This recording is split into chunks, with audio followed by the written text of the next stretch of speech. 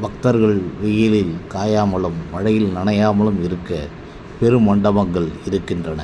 ஆனால் அம்மனோ கரிவறையில் வானமே கூரையாக மேகங்களே நிழற்குடையாக வெட்ட வெளியில் அமர்ந்திருக்கிறாள். அவள்தான் திருச்சி உறையூரில் அமர்ந்து அருள்பாலிக்கும் வெக்காளி அம்மன்.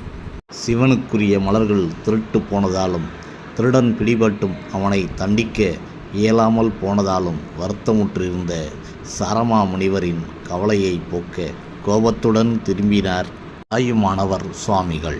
அவரது கோபத்தால் உறையூரில் மண்மாரி பொழிந்தது. அதாவது மணல் மழை பொழிந்து ஊர் மக்கள் அவதிக்கு ஆளானார்கள். அந்த மக்களை காக்கும் பொருட்டு எழுந்து வந்தவள்தான் இந்த கொற்றவை வெக்காளி அம்மன்.